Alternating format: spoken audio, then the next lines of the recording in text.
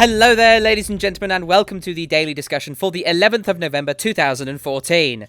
2 days to go! My name is Tusky, and today we shall be discussing 10 tips for Warlords of Draenor's launch. Once again, we are going to be joined by Elishan to discuss the launch of this wonderful game. Hello, my friend. Hello, sir, and hello, Internet. Now, Warlords of Draenor is just about to hit, and if you don't know that, well, you're crazy. And we're all very excited, to say the least. But it is very important that you make sure that you hit the ground running when you start in the expansion. When you first go into Draenor, you know what you're doing, you have everything prepared, and nothing kind of gets in the way or kind of screws you over too much. And as such, here are 10 things you can do to prepare yourself for the launch of Warlords of Draenor. So, Ellie, take us away. Certainly. First up, I would say priorities. Setting up priorities before the launch is a good thing to do to help yourself. Remembering that real life is very important.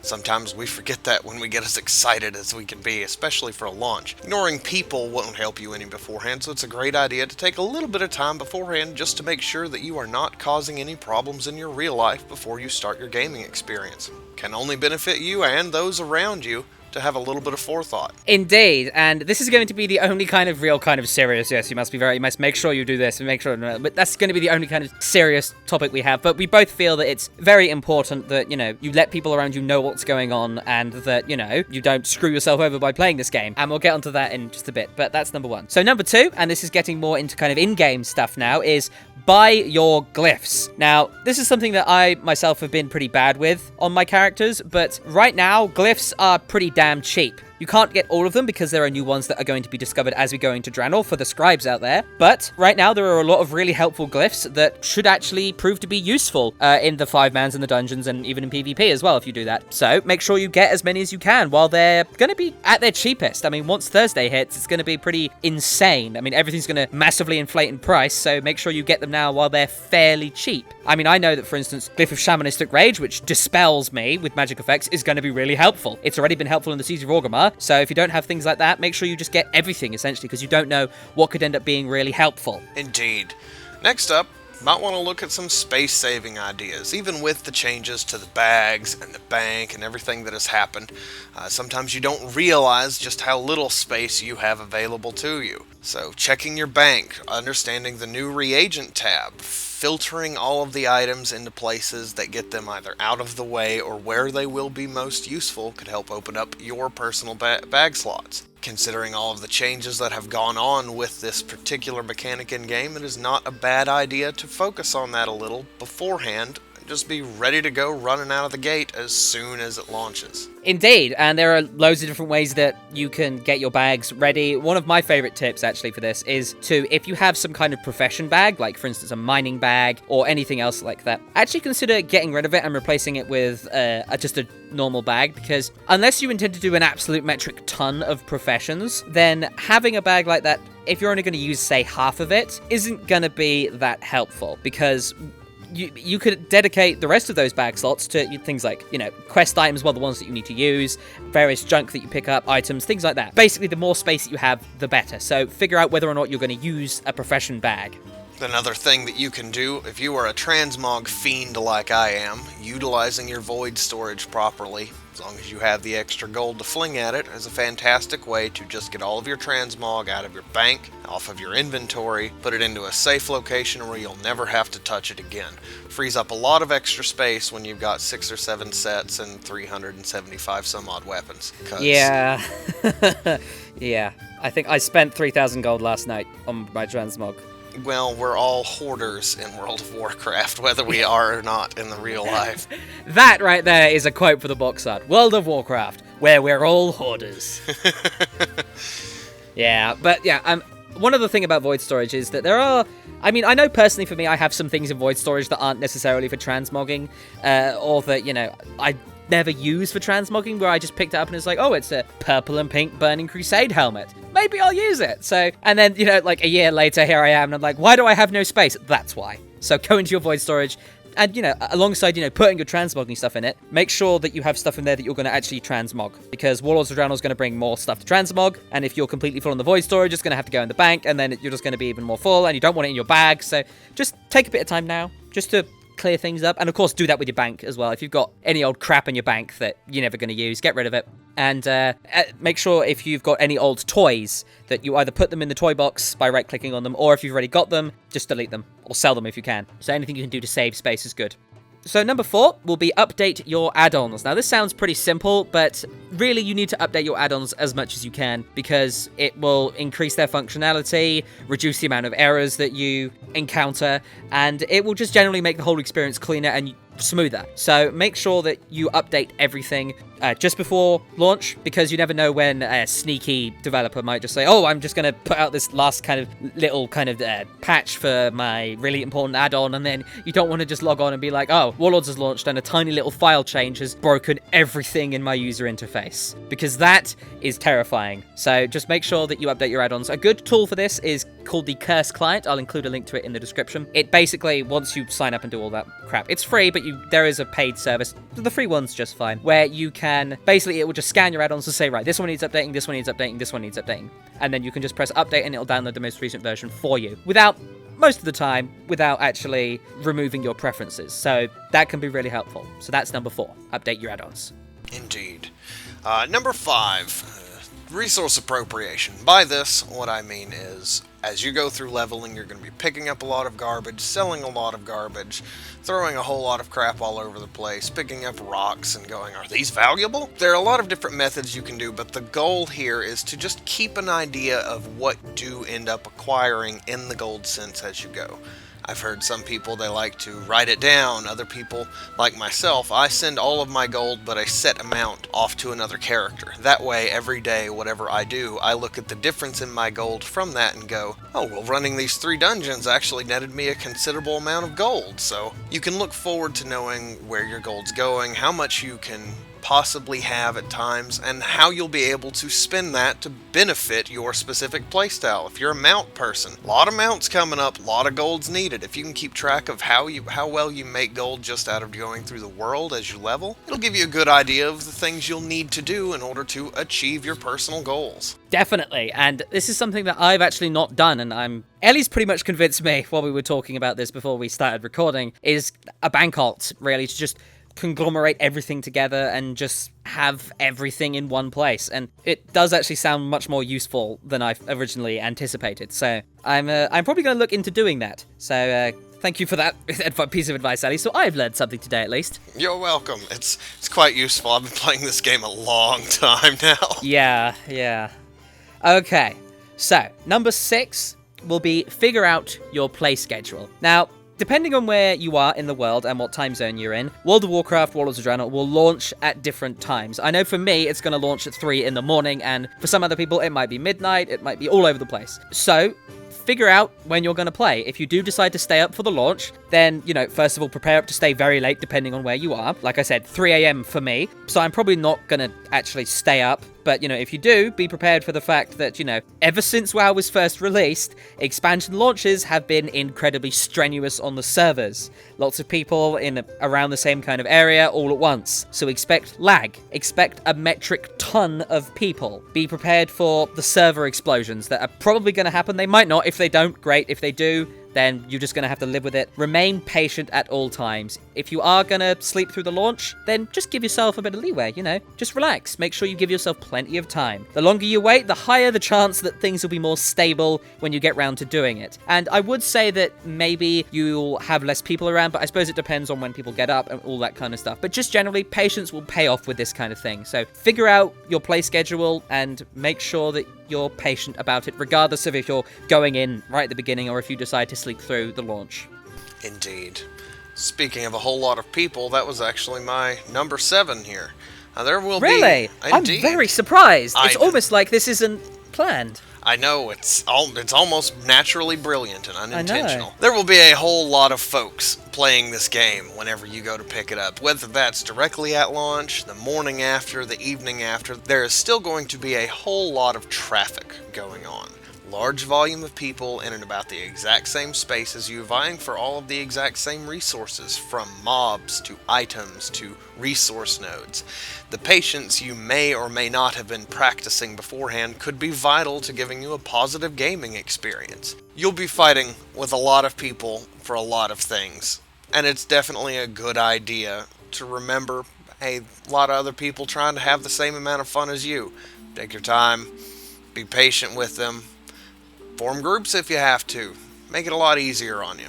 Yes, I would definitely suggest making groups to help in situations like that, because, it is a social game. Playing with other people is probably a good idea. It will make the whole thing easier and more enjoyable. And it's really important, I think, that you don't ruin your own experience with this, because it's so easy to just say, oh, Warlords of Draenor's here, rush, let's get it done. And then you go in, and you start playing, and then suddenly it's like you're surrounded by people, you're waiting for a spawn.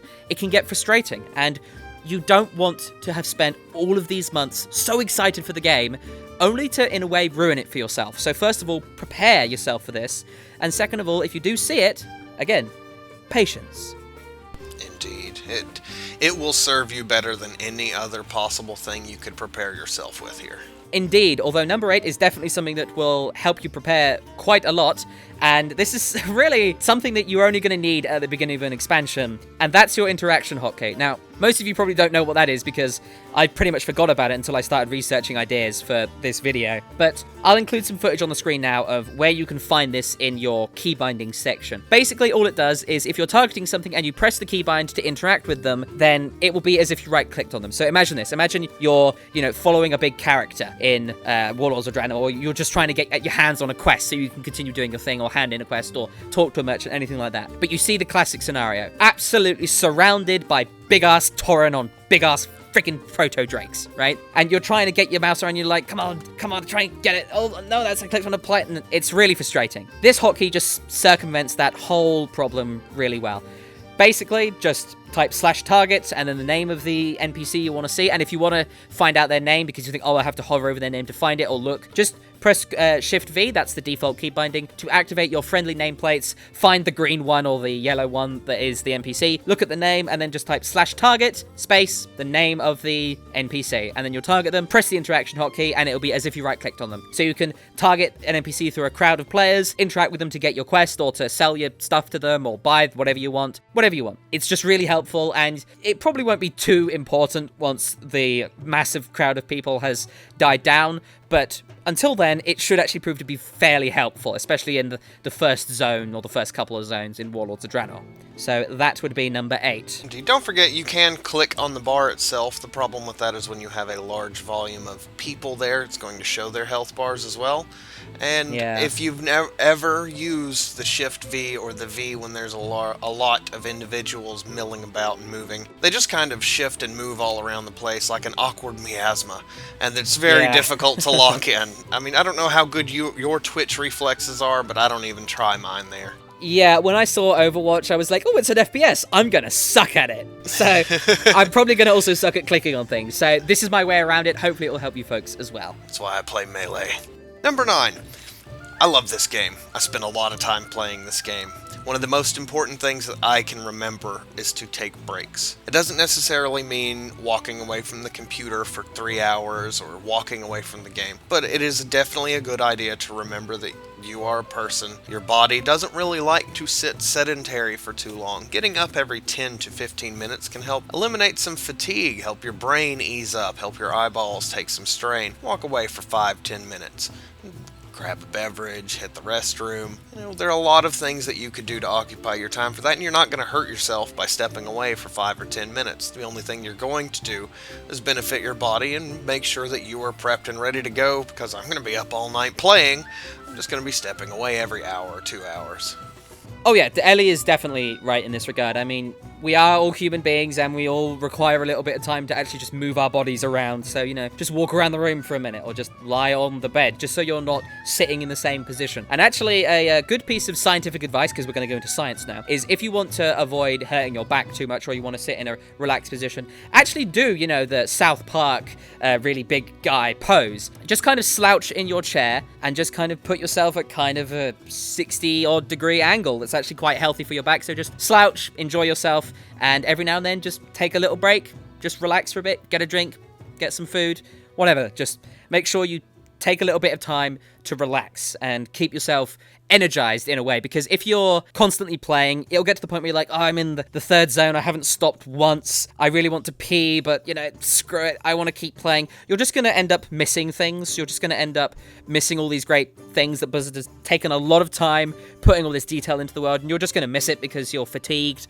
or you need to pee, or you're distracted, or something like that. So just take breaks every now and then to keep yourself refreshed, and you'll be G2G. I know, I personally am going to be extremely excited as this goes, and I'm going to have a bit of an adrenaline rush. If you don't do anything with that adrenaline, it turns instantly into fatigue in your body. It starts trying to reabsorb those things, and it just kind of makes you feel like crap. Don't feel like crap. This is an exciting time, fun time. Enjoy yourself. Take a step away every for 5 to 10 minutes every hour or so. Yeah, just, like, I mean, with the way the questing system's set up, you can probably finish a quest chain and just be like, right, 5 minutes, and then you're done, and then you just come back and say, next quest chain, let's go, let's do it. It's a thing of beauty. But that does bring us to the number 10, which is the most important on this list. Oh yes, now me and Ellie were debating a little bit what to put at the end of this list, but then we figured this out, and we were like, yeah, this is without a doubt the most important thing, not only in the expansion, but really in all the game. We'll focus more on how it relates to the expansion and the launch, but number 10, just enjoy the bloody process, Just remember that this is going to be the first time you're going to see all this stuff, unless you've been on the beta or you've been spoiling it, which, as I keep saying, don't do that. Just don't. Anyway, just make sure that you take your time, you don't rush things, because you can only see it for the first time once. So that actually applies to pretty much everything. It applies to story, quests, zones, the hidden areas within those zones, garrisons, dungeons, raids. Anything you can think of in Warlords of Draenor that's new, you can only do it for the first time once, and that's really important. It's really important that you have that first experience and you do it correctly, because it's going to require a little bit from you. Not only the points that we've already mentioned, but doing things like turning off your general chat to avoid spoilers, because it can ruin things. Do things at your own pace. Don't rush ahead to try and get past everyone. Let the people that aren't interested in the story rush ahead of you, and you won't see them again, and just go at your own pace, because, if you're a mostly competent player, you'll likely go faster than quite a few people. And there will probably be people that you end up, just kind of playing nearby all the time, but just either ignore them or party up with them, and just enjoy the experience. It's so important that you enjoy this process, because it's only going to come around once every couple of years. So if you don't enjoy it, the only thing you're going to hurt is your own experience and yourself. So make sure that you do it properly. And remember as well, you know your playstyle better than we do. If you're the lone wolf that likes to go out and push through the content, by all means, have fun. If that's what you want to do it. If you're the guy that wants to take it slow and enjoy every little bit, all the hundreds and hundreds and hundreds of man and woman hours placed into making every step of this game as fun as it can be, do that as well. If you've got friends that can sit with you, by all means, bring them down. Play a little bit with them. Share your excitement with them.